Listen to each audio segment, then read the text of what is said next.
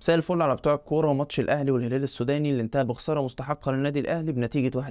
انا زهقت. وندخل في الشوط الاول اللي كان في منتهى الملل بسبب وجود لعيبه ملهاش اي لازمه فنيه زي طاهر وبيرسي تاو. زود عليهم نص الملعب العقيم اللي كولر ابتدى بيه وهو حمدي فتحي واليو ديانج.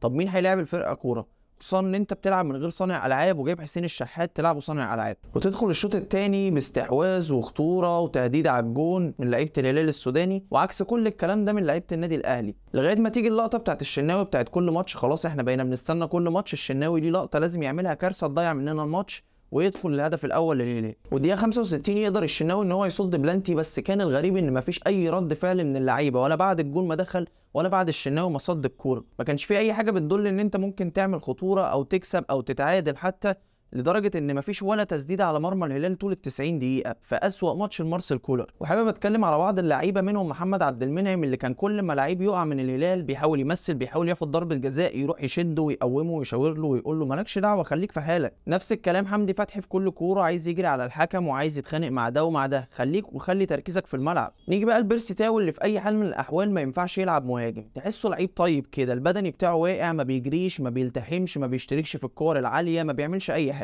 طاهر محمد طاهر نفس الكلام، الجناح اللي ما بيعرفش يعدي، اللي ما بيعرفش يعمل اسيستات، اللي ما بيجيبش جوان، اللي ما بيشوطش الكوره حتى وهو بيستلمها تحس ان هي الكوره النطاطه بتاعت زمان دي، الكوره بتلاقيها بتتكعبل لوحدها. فانا مش فاهم صراحه ليه اشوف طاهر 90 دقيقه. كابتن حسين الشحات اللي اتظلم النهارده وهو بيلعب في مركز مش مركزه وبيطلع كل ماتش يشوح عشان زعلان ان هو خرجه، في الدقيقه 5 جات لك كوره يعني اسهل من البلانتي، كنت ممكن تشوط من مره واحده وهي جايه لك كأي لعيب في الدنيا هيشوطها من مره واحده، بس بسبب انعدام الثقه ما تفهمش هو كان عايز يلم واحد ولا يعمل ايه، عدلها على يمينه ويا ريته حطها بره الجول. مش عارف نقربك من الجون اكتر من كده ايه. ويخسر الاهلي اولى مبارياته في دور المجموعات بعد اداء سيء جدا وتخاذل جدا من اللعيبه واداء سيء جدا من كولر وسوء توظيف من كولر، بس لسه بدري ونتمنى اللي جاي احسن. ما تنساش تعملوا سبسكرايب للقناه ولايك وشير، واشوفكم الماتش الجاي على خير.